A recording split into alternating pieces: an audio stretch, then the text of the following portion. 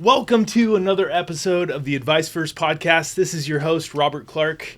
The studio got a major upgrade, so if you are not watching these episodes on YouTube, be sure to pick this one.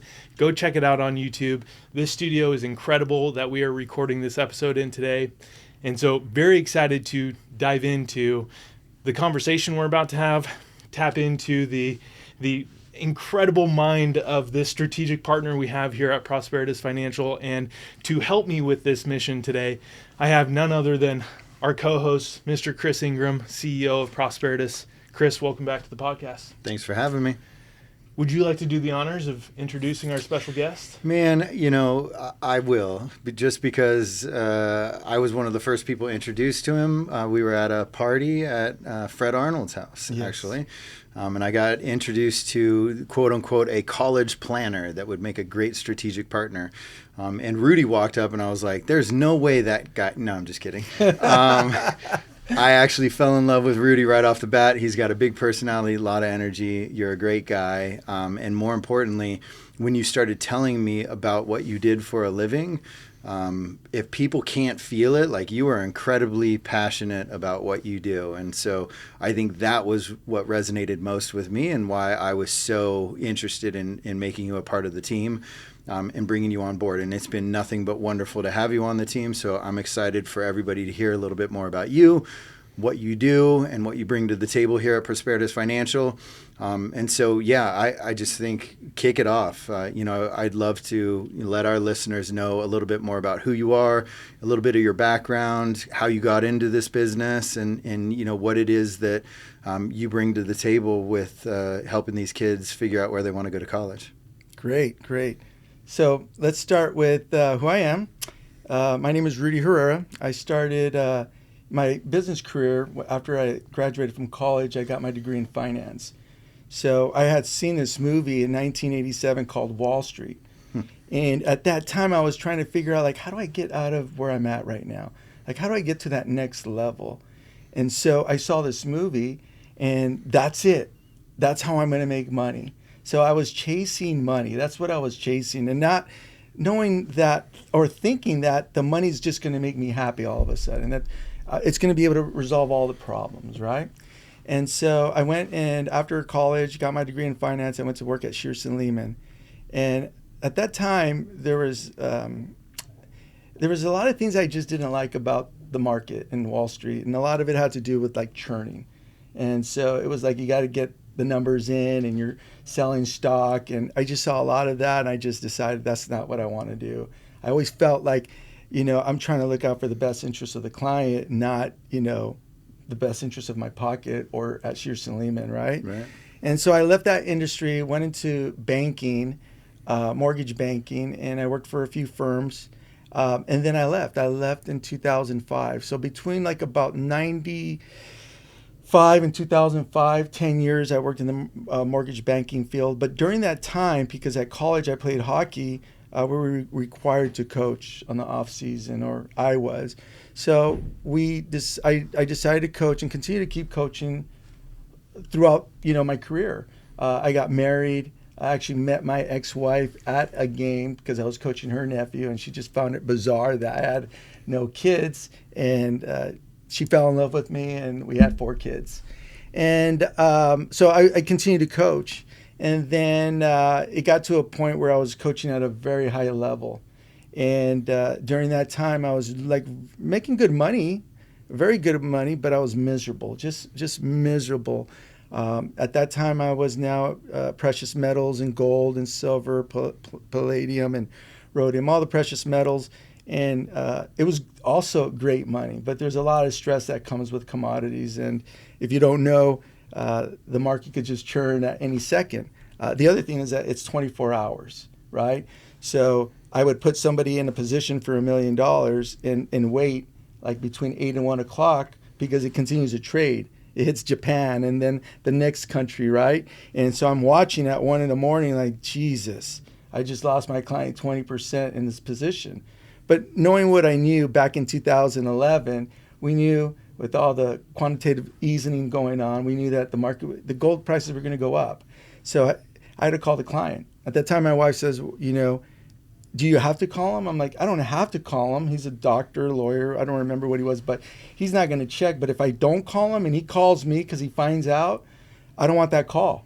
Yep. So I have to make the call, right? Calm him down. Don't worry. He ended up making like 45% that year on gold, so gold and some silver. But during that time, I'm still coaching. I'm coaching very high level now. So it's the highest level you can get before college. I had coached my daughter softball. She played at Utah Valley. And so there was a lot of girls that we coached, and we got them scholarships anywhere between NAIA and Division I. And so I knew that I knew, but I didn't know that was my passion, like helping kids and making impact and coaching. Mm-hmm. And I got to the highest level. At that point, we had 13 teams. I gave the organization to a friend. I was just done. My daughter already went to college. It's 2011. And then during that time, this company in New York called me that they heard a lot about me. I'd be a great college planner. Well, I'm up at 2 a.m, just stressed out of mind. And I finally took the dive after 5 years to inquire. Like I was ready just to give it all up and I wanted peace of mind. I wanted to lose weight. There's a lot of things. I wanted to spend more time with my kids. My sons also played at a high level. They didn't make it that far. One of them was injured, so there's nothing we can do. The other two got smart, and they saw the other two with all the work that they had to do, right? Everyday practices, Monday through Friday, tournaments every weekend. And they were just like, we just want to go academic, and that's what they did. And so during that time, while they were calling me, I just decided, okay, what the hell? Let's find out. Let's give this an opportunity, because if I don't, I'm never going to know what's behind that closed door, right? So when they told me that, you can make really good money, you can make impact, and you don't have to deal with parents like you are right now. Because coaching, there's a lot of politics. You're trying to keep everybody happy, right? Mm-hmm. You're juggling, right? Yeah. You yell at little Susie, and she made a mistake. She can't hear me from the dugout to right field. You bet I'm yelling, right? Because he can't hear you, right? So you have to deal with that. And when they told me that, I just was like, wow. You know what? Let me look into it. So I called a friend who was actually working at the mortgage banking firm I was at, and he told me, he wasn't a friend yet, he was actually an acquaintance, okay? So he told me all about it. We got off the phone, I called him the next day, I said, hey, thanks for the information, I'm gonna join that organization. So he said, why do that? I have everything set up here, why don't you join us here? And I did that.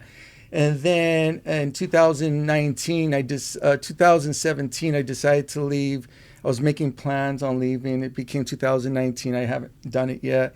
And then I had some surgery. I was running triathlons with Fred Arnold and doing that. Did an Ironman, and I got injured. And so I remember the day because I opened up my business 5 months to me prior to meeting you, or 6 months. And so I was waiting for 9 months for you to call me. I finally okay, this must be the guy. This has to be the guy that I'm meeting. And I don't know if you remember that conversation, but I said, hey, listen, let's settle the honeymoon here, right? If you don't like what I have to say, then why even meet? I don't want to waste your time or waste my time. And that's what we did. Mm-hmm. And I actually introduced you to somebody that's actually now a client of ours, right? Or a client of both of ours. Yeah. I opened up, I think it was March 10th. It was 6 days before they shut everything down, right? Man, it was tough. Everyone decided that they didn't want to go to school. I mean, they weren't going to school, but they all decided that they're not going to continue to go to college, right? And so, it was a struggle. It was a struggle we can't do workshops. Everything shut down. So primarily my business was done through workshops. We offer free workshops. Anybody from we call them the littles, K through 6, right? Parents don't understand what the cost of university is going to cost for 4 years, nor do they understand what are the career paths, what is in demand and what's going to be in demand for them, right? And then we do also workshops for 7th and 8th graders, making sure they're getting ready for high school, right? Taking some great classes now, because they have to take certain classes in order, like prerequisites, to get the other classes in high school, mm-hmm. right? So those parents that are serious, they want to know that information. And then we do workshops for ninth to 12th graders, right? Trying to help them strategically market them and position them for success to get accepted into those schools that they're trying to get into. Got it. Yeah, so just so our listeners understand, that firm, after that college coaching time period, that firm you went to was a college planning firm, yes, correct? It was. And then somewhere around 2019 is when you decided, hey, I'm going to start my own college planning venture, and that's when College of Surety, which is your current company, was formed, correct? Yes. Okay. And then you took College of Surety, you launched it. 2020 wreaked havoc on it right off the bat, which a lot of people, ourselves included, forming a business during that time period is scary. But the rewards have been great, coming out the other side of that. But at that time, most kids are trying to figure out, should I be online? Should I not go to college at all?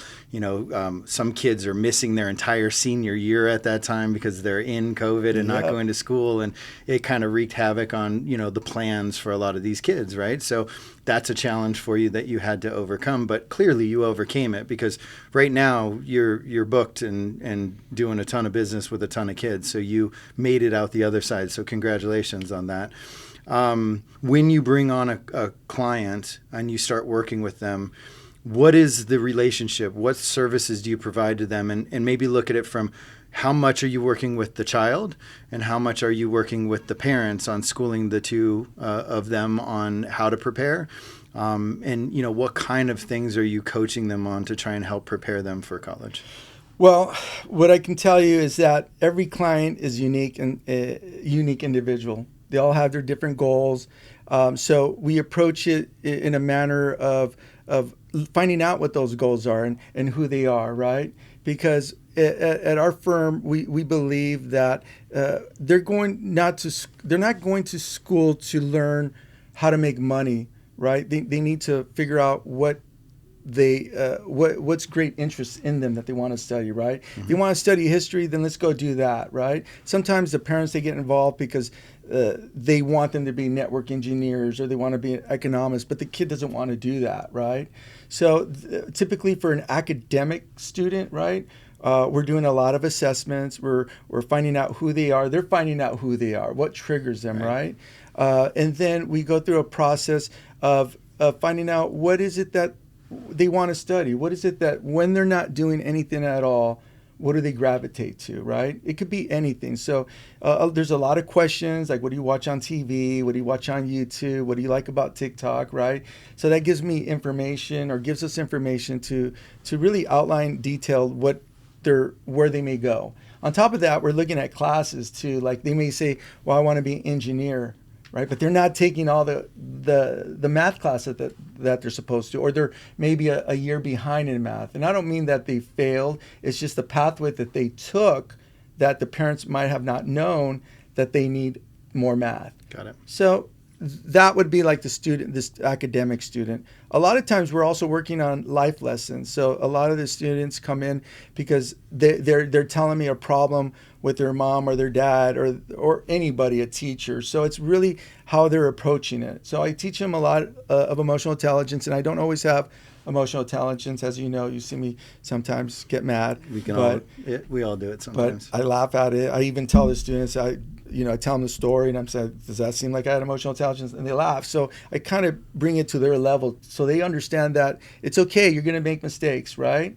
But trying to get them to figure out how to help themselves by managing their behavior, managing their feelings to get to the goal, and then also managing the behavior and feelings of others that they're working with or whoever they're collaborating with to get to that goal. So that's very vital. It's very important because when they go to college, they're going to be doing a lot of that, right? They're going to be getting together with groups, studying at the library or wherever it may be. So if they're not doing that now, it's going to be hard for them to succeed there. On the other side, I've been getting I have a reputation for coaching. So a lot of times when they come in, even the student, just the academic student, we're talking life lessons. We may not even talk for anything about college planning because they have a problem. We want to address it. We want to show them how to get through that problem. the college planning not sometimes, but it always takes care of itself, right? They're going to go do their homework. We follow up on their grades. We've got to make sure that they're getting grades. They all know, first questions I ask when they come in is, are you getting me A's? That's all I want. Get me A's, right? I have kids sometimes that, by the way, like some kid texted me at when we were in Vegas for a conference at 1:30 in the morning, a video that he edited for me for another client. So I text him back. I said, dude, did you just do this? Right? He said, yeah. I said, you better be getting me A's and not wasting your time on these videos, okay? So I have that kind of relationship with them. I want them to voice their opinion. So one of the things that we talk about is, listen, you've been brought up to be respectful. You weren't asked to be born. You weren't asked to even play soccer or all these sports or even dance, right? You just got thrown into it and it just naturally progressed and happened. So I don't want you to be a yes person to me. Just because I say this doesn't mean that it's correct, because it may not be correct for you. Right. So I want you to tell me no or tell me you're wrong. And let's talk about it and have a conversation, right? So I think that's very vital. And so the sports, on the sports side, because I coached for such a long time, I know how to get into their head. I know how to get them triggered, right? How to get them to get the most out of where they're at. And so with the athlete, with the student athlete, we're teaching them about how to be in the present, how to be mindful. A lot of times here's a good example. I always ask this question to all the student athletes. Do you know how to focus? I mean, has anyone ever showed you how to focus? Like, have they shown you how to focus?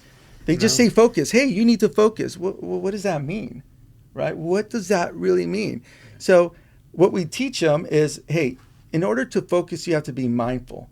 You have to be in the present right now. You can't be thinking about yesterday, because it's usually negative news, right? We can learn from yesterday, but that's it. We're not bringing the negativity, because it is negative, right? We're not thinking about tomorrow, because tomorrow is tomorrow. It'll take care of itself. You become anxious. So we want to make sure that we're focused right now in the present moment. So whatever it is that you're doing, and if you're a student, academically, it's the same thing. We're focusing on history or geography. We're not focusing on YouTube. You're creating boundaries, right? So the athlete that comes in, they're looking for that. How do we get into that zone? So if they're mindful and in the present, then they have to concentrate. They have to concentrate, because you're talking about being in the present, right? Like maybe their dog took a dump in the family room, right? And the parents told them to put them outside and they didn't. And they're taking that with them. It's like a hurricane. They're taking all these problems with them wherever they go. And so when it's time, when there's an adverse, if there's a test or whatever it may be, they're bringing that to the table. So they're not really being mindful. They're allowing the negativity in. So with the athlete, we're teaching them to be very mindful, right? Then it forces them to concentrate, and that's what focus is.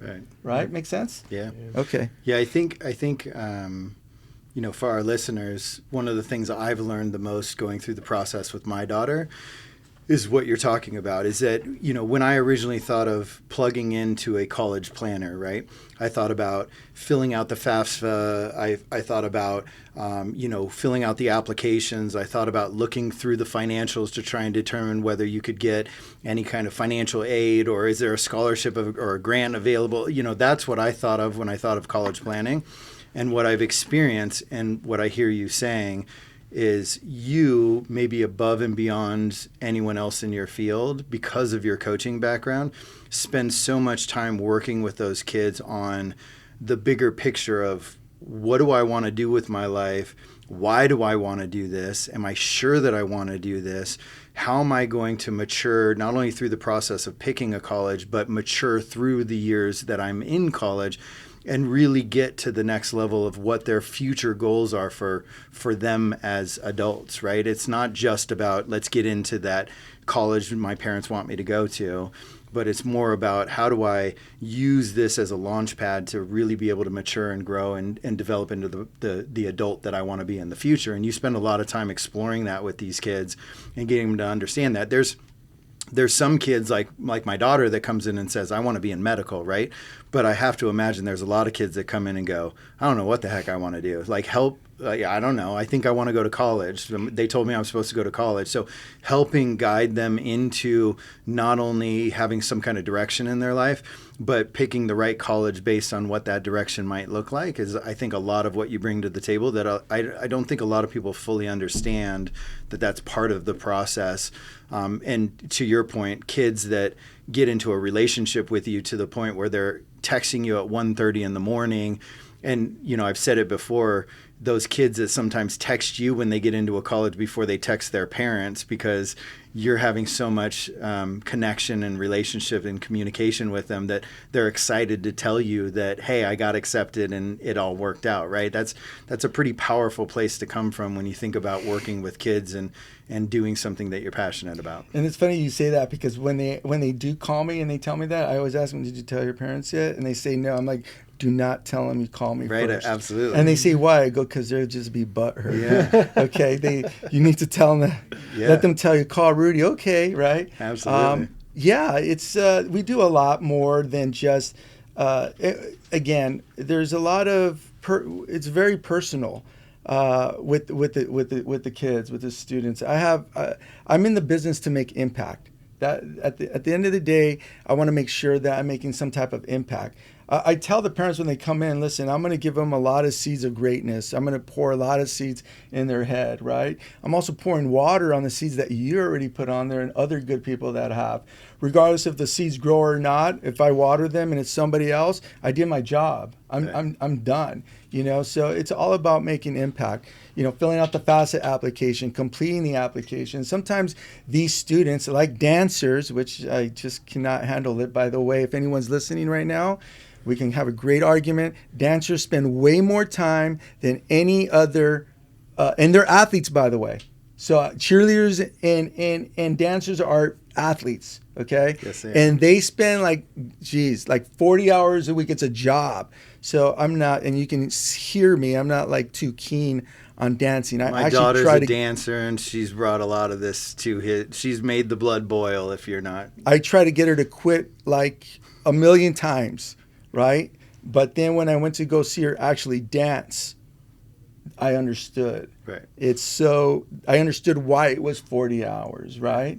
And that's another thing is that I visit the kids. If they're doing a sporting event and they're really into it, and some of them want to go on to college and do that. They want to cheer. You've had kids invite you to like their swim meets and stuff like yes. that. Like, please show up. I want you to see me swim, right? Soccer tournaments, talk about relationships, softball. Man. These kids want you there at their sporting events so that you can see what they do. Yeah, it's big. Absolutely. We make sure also community service, right? Are they doing the right community service? That's a big one because everyone's at Henry Mayo, everyone's at the dog shelter. The college admission officers, the college is the elite, well, all of them. It doesn't have to be elite, but they're looking for impact. They're looking for community impact and initiative. Initiative, I ask the kids all the time, what does that mean? Mostly like 80% of them, they know. They know that it means start something or lead. And that's what they're looking for. So if you take initiative on a project or in community, right, you're making impact. And that's what they're looking for. Right. They're not just looking for 4.0, 4.5. I've had many of those, and I tell them, you're not going to get into those schools because you came to me the last hour. You're a junior going into your summer. You decided that you wanted to take a vacation and that you decided that you're going to procrastinate for your kids. So I tell kids all the time, dude, your parents procrastinate just as much as you do. Look at you. They waited until you were going to your senior year to be here. Now, some kids are pretty set up pretty good and we're just going to tweak. But some kids, there's nothing I can do. It doesn't make sense for us to charge somebody this amount of money and then not get those results that they're looking for, right? So they have to have that community service. They have to have that passion project. So we're spending a lot of time developing the passion project. Now, some students, like your daughter, it's not going to happen because she's working 40, actually maybe even 60 hours a week, but she has good other extracurricular activities that are going to help her, right? So the missions officers know they're dialed in on how much time that they're spending in their sport, their activity, or whatever it may be. But it is going over that passion project. It's making sure that they take the ACT and ACT. I don't want to badmouth counselors. There's a lot of great counselors in high schools. They're great. I love them. They just don't have they just don't have the funding because each counselor is 1 to 450. It takes a village to do this, right? So the counselors, right now, not a lot of them, but some of them are telling them, or teachers are telling them, that they don't have to take the SAT or the ACT. They have to take that. Now they're saying, well, why? They're test blind at both CSUs and UCs. So teachers, counselors, they're assuming that kid's going to go there, right? What they don't understand is that it's very difficult to get into the UCs. It's the most sought out universities in the world, right? So like UCLA had 175,000 applications, okay? The acceptance rates last year was 8%, right? So that's crazy, right? 8%. And I actually wrote down some numbers. I usually don't come to these things, with numbers, right? But one of the things I wanted you guys to understand is that the state of California used to have a rule where they take 80% of their students, right? So University of Georgia, they take 75% of their students that live and reside in Georgia. Mm-hmm. At University of Texas, Austin, it's 90%. So here, like let's say UC San Diego, they only take 45% of their residents. So if they have Georgia gives them like free money too. Yeah, they give money too. They give a lot of money. So there's a lot of money too. So the idea of them thinking they're going to go to UCLA or San Diego or even Irvine, which is 50%, 43% non-residents, that number may say it's a 10% acceptance rate, but it's actually lower because you're not going to get in. If you're in California. Yeah. The opposite's true if they go to Texas. They're going to take 90. Well, it says 50% acceptance rate. Well, yeah, but that's 90% of those students. You only get a 10 or 20%, right? So the numbers could be skewed, right? So we make sure that they take the ACT and the SAT because that also equals money, okay? And also the ability, are they going to be able to handle the rigor at this school, right? It's another thing that, there's a lot of things that we do for college planning, making sure that rigor is correct for that student. There's a big difference between going to Reed College, Berkeley, and let's say San Diego State, the way they teach, right? Another thing is like dual enrollment. There's a misconception about dual enrollment where the certain schools that they want to go to, like Stanford or Yale, that they're going to take that dual enrollment, and they're not. So they'll have an AA degree, but they're going to say, we're starting all over because we're going to show you our way of coding. We're going to show you how we do engineering, right? So it's like, I don't even know if this is right or not, but I think one of the schools, they'll say like the Harvard way, right? Make sense? Yeah. So we just do a whole plethora of things for the student to ensure that there's not only peace of mind for them and the parents, but success and ultimately make an impact. So when they leave, they're ready. They're ready to hit the ground running as soon as they get to college and they succeed. That they don't come back, right? I don't want them coming back. That's the last thing we want. Right. Yeah. So when you say that a student coming to you at the tail end of their junior year is too late, it's like, what is the ideal window that a student should be meeting with you? People ask me that question all the time.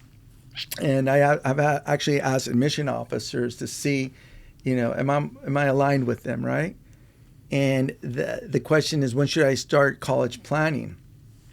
And I said, like ASAP, whenever you can, right? But the real question is, when do college applications start? Like when does that application really start?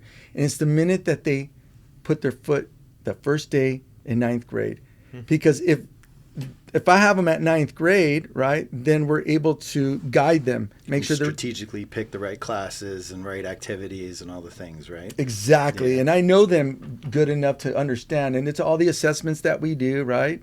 Now, 11th grade is not late. They just have to be doing certain things already, right? So, but there are some that 11th rising senior, they're leaving 11th grade and they're going to their senior year. But that's more about putting Band-Aids on things and trying to fix things at the last second versus being proactive and being ahead of the curve. Exactly. Right? It always comes down to planning. So our company is planning, admissions, and funding, okay? And that's the other aspect that I haven't really touched on, and why I'm with Prosperitas Financial is that there was a company the company that I used to work before, I left because I knew I could do it way better than any counselor. And then what they were more designed was to get assets, and not even the assets of the client, but more putting them into an insurance policy to pay for college. Now, it does work, okay, but it's not for everybody, okay? If I had 100 clients, and we do, right, I would say maybe 3 to 5 are on that kind of funding plan. Right. So, you know, it's not a one-size-fits-all solution, and yet it appears to be a one-size-fits-all for everybody who walks through the doors of a lot of your competitors. Exactly. That's the way I found it with yes. other people in your field. Yes, and that's and the reason for that, if people are listening, is because there's big commissions in insurance right. and annuities. It's huge. So they're making a lot of money. And again, just the values that I have, that's why I left Shearson Lehman. I just couldn't do it. I could not do it. So I left. And that's how I actually didn't meet Chris, but he was on the other end of a phone call. Yeah. And I had told that owner of that company, what you're doing is wrong. Right. And we got in an argument. We blew up. And then I met Jerry, and that's how I got to Chris. Yeah, and I appreciate that. My client knew it was wrong, too. He came back to me and said, this doesn't sound right. What do you think? And it was wrong. It was a bad decision for him. And so it was good to know that there was somebody over there kind of, you know, trying to be the voice of reason at a company that was trying to do things that were a little bit shady. And unfortunately, your industry has a lot of that going on. It's, you know, I think that's one of the things that sets you apart from your competition, your passion, your connection with the children, which I don't think other people have from your coaching background, and then your desire to do the right thing, not just do what is easy and what is most profitable for you, which there's a lot of that going on in your industry. There is. And I was looking for a company that would handle the funding, because we do planning, admissions, and funding, because that's a big component, the funding.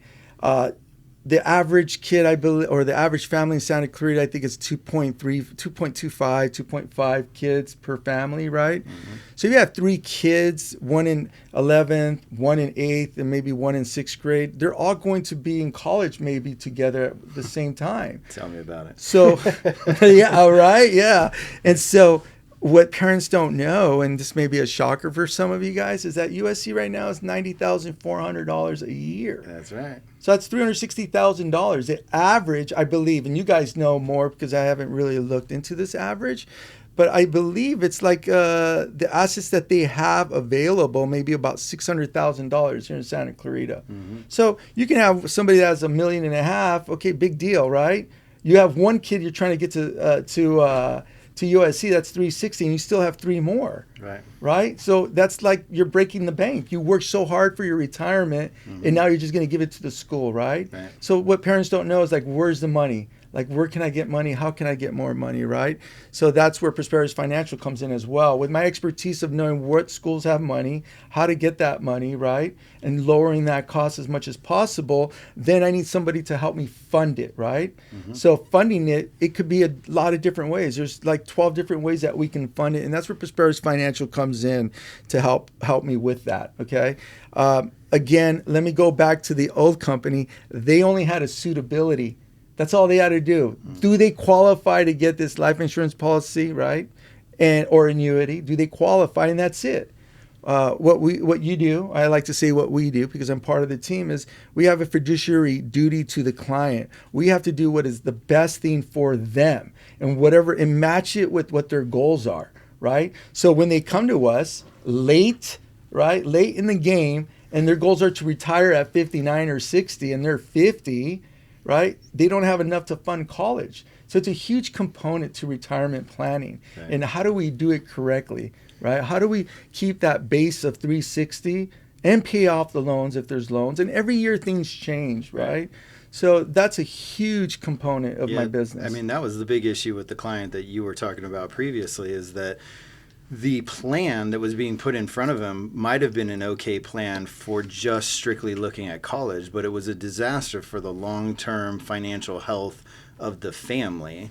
But they were only looking at that one little segment. They were looking at, how do we make college the least expensive that we possibly can under these circumstances, but not taking the big picture into account. And then obviously they were, the number one desire was to just sell big life insurance policies and annuities and all kinds of stuff like that to make a commission. So forgive my ignorance, but what is the benefit of, other than the commission that the representative gets by selling some of these policies? Is it that it hides assets from the college and so they can qualify? Yeah, there's times when you can use it. It's just got to be a right fit. So somebody that's young or somebody that's older and has a lot of money, then you're putting more money into it to make sense. But then, being with Prosperitas Financial and seeing the things that you guys do there, right, and looking at more of a holistic approach, right, that might not be the best thing still if you have that money, right? We're going to save you money here, but you're going to lose all of this money over here was essentially what was about to happen. On paper, it was going to cost less for college because we're hiding this stuff over here. But we were giving up this long-term growth potential by moving it over here that would be detrimental to the long-term financial health of the family. But I give you an example of two people, right, that have a contract, like a life insurance contract and annuity. So the annuity, this was a person that was 62 years old. They had a 17-year-old. They started a little bit late, right? It was the only child, and they had $500,000 in the bank. Now they're getting Social Security, right? They had cash there. So the cash is used against you on FAFSA. They see that cash sitting there, right? They're like, okay, they can pay the $200,000 to this school for the next 4 years, right? So they see that money there. So with FAFSA, they're not going to use annuities or life insurance contracts, okay? So it is hiding your assets, right, in a legal way.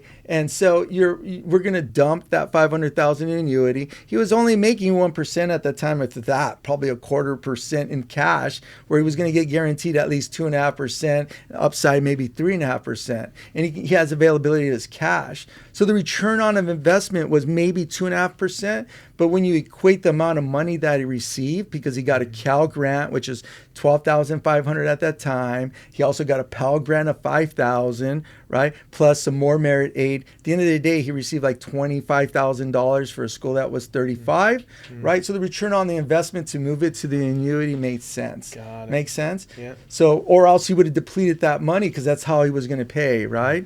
Okay. On the flip side, on the life insurance contract, right? Young guy, right? 37 years old, big earner, right? Earns a lot of money. And he had no death benefit already, so we wanted to protect him in case he passed away. And then we were able to start that fund with X amount of money. Okay, and he put a lot of money per month. I think $1,500 per month.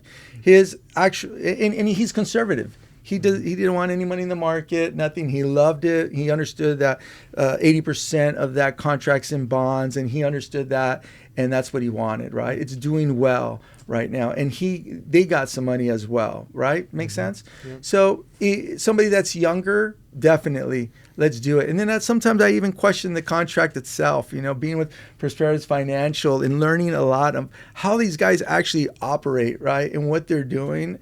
I love where I work. I mean, I love Prosperitas. I love College of Surety. That's my business. But I also love Prosperitas Financial and the partners that are there and all the wealth advisors. And the only reason why I'm there really is because I'm helping their clients, right? Making sure that their clients are not doing anything stupid. And by the way, college is not for every kid. Right? I'm a big proponent of even going to College of the Canes. If we have to go that route, there's nothing wrong with going to College of the Canes. It's one of the best JCs in the country, okay? And it's actually easier to get into the four-year college from transferring from College of the Canes. So we're saving the money, right? Because we still have little Johnny and little Betty behind Susie, right? So we got to make sure that because the parents want them to go to college, right? But we just don't want to break the piggy bank. Right. Make sense? Mm-hmm. Yeah. So I think this is really unique because of your background with coaching, right? As Chris has mentioned, I hear so often, especially with I was making notes of the things that you were saying, like focus, impact, initiative, passion project. Where are they volunteering? If they're a student athlete, are you contributing, to your team? You're practicing every single night. I can't tell you how many times I've heard of kids in high school just going through pure exhaustion and pure burnout. And so you have to be seeing that a lot right now. Like, And there was a recent story of a kid with incredible talent, a student athlete, and just not willing to apply themselves anymore just because they've had it. Like, they're really good, but they're kind of over it. And it's such a frustrating point for parents, right? Because there's only so much you can do from the outside in. But I think this is where you become an outstanding resource. Like, how do you approach a situation like that? Well, and throw on top of it as you answer that, I've heard situations where you're actually having to go to the parent and say, you're putting too much pressure on them.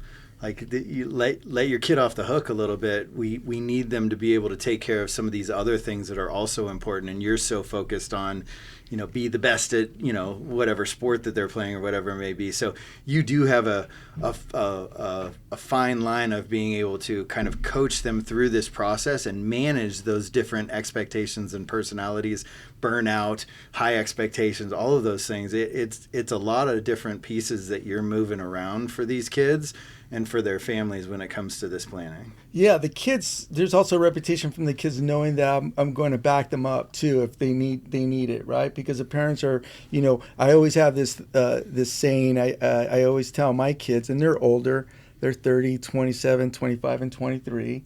And I always tell them, we don't know what goes behind that closed door when they go in that house. What we see outside is usually a facade of what really happens inside the house, or in the car, because you're never going to scream at them. Parents go ballistic. I've been in travel ball. I know what club ball is. I know what these parents do because I did it, right? So I'm trying to talk to the parents and like, dude, you need to lay off, right? It gets intense. I'm telling them what they need to do for about their kid, right? Who are you to tell me, right? You're just a counselor. Well, let me tell you, right? You can either walk a different path or walk the same path that I did with my first kid and make the same mistakes. And if that's what you want, then here's what you're going to get. And it's an uphill struggle to have that relationship with that one child to form. I get kids that tell me I just want to be as far as I can from my parents. Oh my God, that's like a blow to me, right? I don't want to hear that, but they tell me this, right? So then when they tell me this, I know this is what's going on. So tell me what's happening after you pitch and you gave up the home run. I know you're in Stockton. You got to drive 3 to 4 hours, like all the way through. I'm hearing it. And so I feel for them because when I think about it, I'm thinking about myself and my daughter. Like, what could I have done? So I sit down with the parents and I talk to them. You have to lay off. It's gotten heated where I've said, okay, just do what you want to do then. Okay. But the consequences. You're on notice, right? At the end of the day, when they graduate, the parents do change because I do follow up with the parents, make sure, because I'm asking the kid, right? Tell me, I'm here to help you, right? And so they'll tell me, and I go back to the parents, dude, what are you doing, right? We just had this conversation, right? Maybe you need to go see a therapist. Yeah. No, I mean, I get it. You do a great job helping, just, again, speaking from experience, when they break down and they're having, anxiety attack and they don't know how to get it all done, of calming them down and bringing them back to the table and getting them to understand, okay, it's going to be okay. Let's prioritize what is most important right now. Let's get that done first. And so you do, again, I think it goes back to even my own idea of what college planning was before I met you was you were going to help me figure out how to fill out the FAFSA and see if I could get some free money, right? And now I realize, like, man, it's so much more than that of getting involved with the kids and really working them through the system and helping them grow through the process is so much more of what you bring to the table. And I don't know that your competition is doing that. So I don't know that that's a common thing amongst other planners like you. There's a lot of things that the competition's not doing, okay? And I know that. And I know I'm better than them. I just am. I'm not trying to be egotistic, but I know because they're done by 5 or 6 o'clock. Just based on your daughter, that she's texted me. There's a rule. We have a rule that all the students know. They can call me from 6 a.m. to 9 p.m. 9 p.m. to 6 a.m. You can text me. I may not answer. I may be up. I may wake up. I may answer. I don't know. But I'll tell you this. All the parents, my kid will never stay up that late. I go, oh, we'll see. Right. Because come application time, right, between July and October, messages, 1:30, 12:30, 2 o'clock, right? I'm stuck here. I don't know this, right? I tell them to do it because I want them to understand time management. Get the task off your list. Put the ball in my court, right? Put it in my court. Don't wait till tomorrow because you have history, you got AP, you have all this stuff. That's another thing about like AP, right? All these classes, they got to know which classes they're taking. It doesn't make sense to take AP, AP math, stats if you're a journalist, right? The counselor's saying, now we need to take this. You don't need to take it, right? But if you're a journalism major, then why would you take that, right? Let's focus more on some other CTE courses, or maybe take a college course that we're theming, showing the admission officer that you really, truly want to be a journalist, right? Yeah. I just want one more thing, probably one of the last things to touch on here is I think there's other people that would benefit from having somewhat of a strategic partnership with you, right? You've mentioned counselors a couple of times. There's counselors in the school systems that a lot of these kids are talking to on a regular basis. There's coaches that are coaching different teams that have these kids' attention and are working with them. Maybe give us a quick, who are those types of people that could possibly benefit from having some kind of a strategic partnership with you to get you in front of their kids and add value to the service that they're already providing? So I think it's everybody across the spectrum, right? Counselors at high schools. Right now I have developing a relationship with the counselor at Viewpoint High School, right? She actually reached out to me and said, we're both dealing with the same student. It is a private school, so they have that opportunity to deal with them. And she said to me, look, I really want to be involved. Most college planners, they don't want me involved. And I'm like, what? That's crazy, right? So let's get together. Tell me what you need. I'm going to tell you what I'm doing. You tell me what you're doing. And let's create the success for this kid, right? Let's make it easy for them. It would be great for counselors, teachers, and principals to have me to come out and do a workshop. There is no sales, so I'm not asking for any money. It's really just giving them a lot of information, the things that they don't know and what they need to be aware of, what the pitfalls are, what the mistakes are, right? The biggest mistake is procrastination, is not doing it, right? Just a plethora of information. So whether it's small kids or in between with middle school or high school, we do these workshops.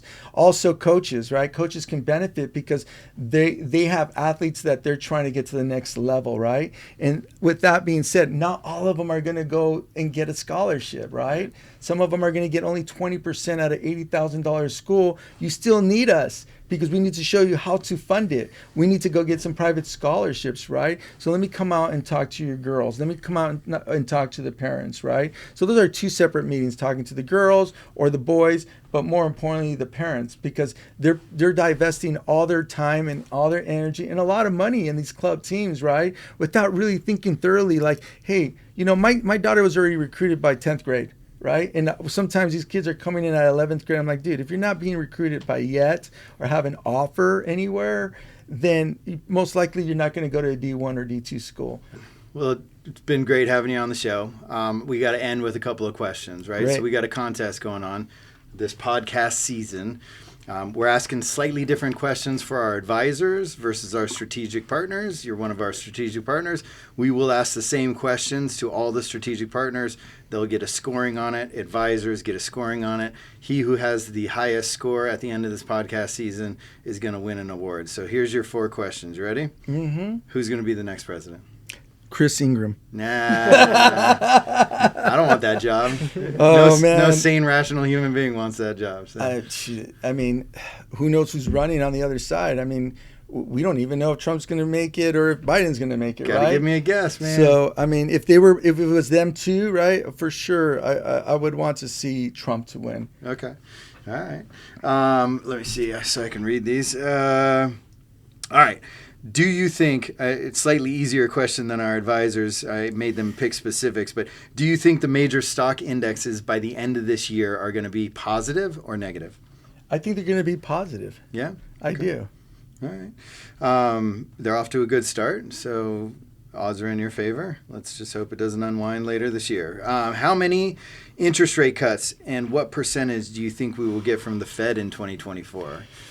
Well, that's a tough one because they should have already cut rates, right? They said, if people don't understand how the markets work, but information and what the future is what the market adjusts. So the market's already adjusted for these 3 rate cuts. Yeah, and right? 3, how much did they say originally? I don't remember what they said, but I know it was 3 rate cuts. It's 3 quarter points. 3 quarter points. Yeah. Okay, so we're already in March. Right. Really, we're really in end of April. Okay, so they really have a little window time to make a cut.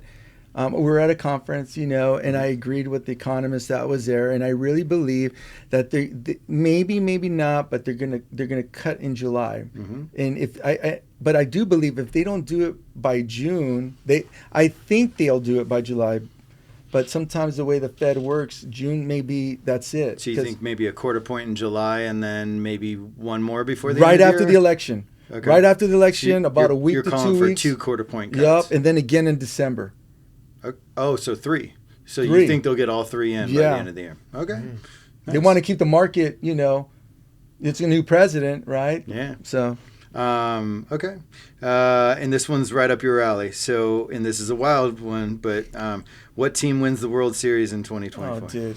You know who. The Dodgers, baby. Dodgers? Yes. All right. I like where your head's at, my friend. All right. Great having you on the show. As usual, we love you at Prosperitas. You are an integral part to what we do. All of our advisors benefit greatly from having you on the team, as do the kids that we work with and the families that we work with. So thank you as always. And that's it. You got anything to close us out? No, where can people find you? That's a good question. Okay, so you can go to www.collegeassurity, and that's ASSURITY, or you can call 661-600-8247.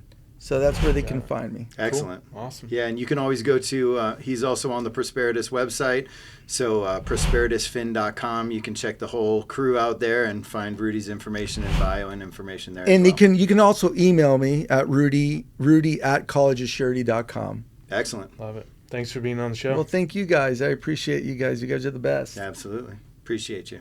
We appreciate you too. Thank you. Bye, you guys.